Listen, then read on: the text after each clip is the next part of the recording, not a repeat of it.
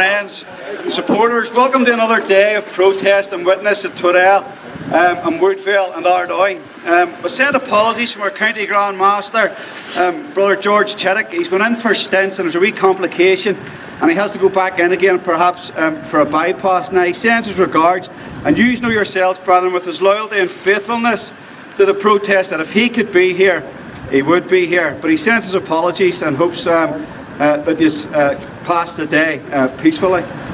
We've been here for a couple of years now, brethren, and one thing that we've proven in all of this is that the protest is going to be faithful, is that we can maintain the protest and that the people will keep coming up. And we thank you for coming up. But one of the challenges for people who come and speak every week is getting fresh material. And for myself, coming today, I was wondering what I was going to talk about.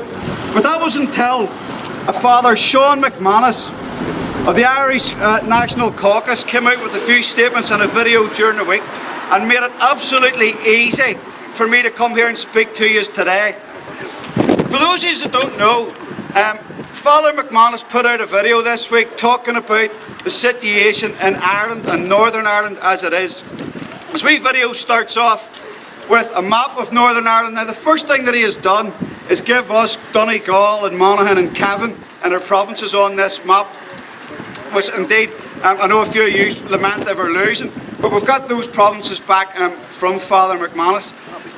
After that, he talks about England's colonial experiment in Ireland. He shows you a map of Great Britain as it is and calls it England. So unfortunately, through him, Scotland and Wales have lost their national identity.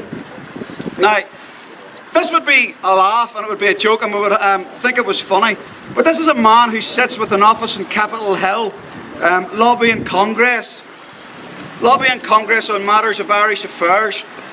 Now, he goes on in this video to talk about how Protestants and Unionists resent power sharing with Nationalists, how we are in effect a body akin to the Ku Klux Klan.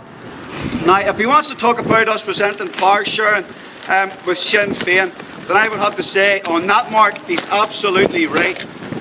I resent power sharing with murderers. I resent power sharing with those who would seek to destroy a way of life. I resent power sharing with those who are appeased. I resent power sharing, brethren, with what we have at Stormont at the minute, a carve-up. It then goes to talk about how Orangeism is holding the country to ransom and how people like yourselves, coming from an affluent Protestant area, are marching through poor Catholic areas, coke trailing. Affluent areas like this, brethren, when it's well documented that Protestant and Loyalist areas of the city have the worst educational standards in Western Europe. Now, we can say that this is a joke and the man doesn't know what he's talking about, and it would be funny.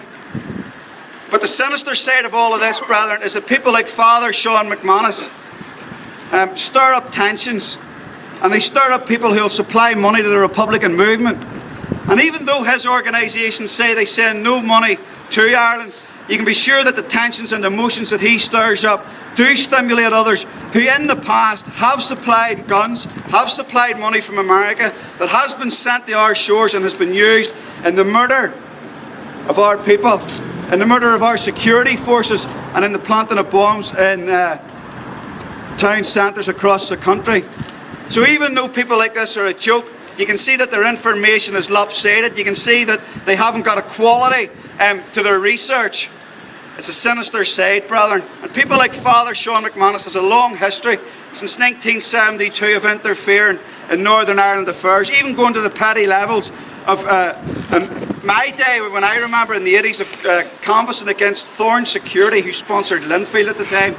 It's petty hatred, brethren, coming from America, from people that don't know the country, they don't know where the border is, and they don't know the situation on the ground. So people like that, brethren, make it easy to come here and to have a wee rant on a Saturday. Brethren, it's a cold day. I'm not going to keep you. I know the wind's cutting you to the bone. But again, I thank you for coming. Your faithfulness in turning up week on week is inspirational. To the lodges that have been here. We know that there was a band here last night. We know also that conversations have been taking place with various bodies, with various Orange lodges, with bands again, to stimulate a wee bit of interest to the protest again. And we know that that's been held favourable. But yous have proven, brethren, 3 years down the line that you'll keep coming, that the protest will be maintained and that you'll always be here. So I thank you for it. I'm not going to keep you on a cold day. I'm going to ask Paul if you would throw out with the colours. I'll stand for the national anthem. I know you'll bear George up in your brother in the national anthem.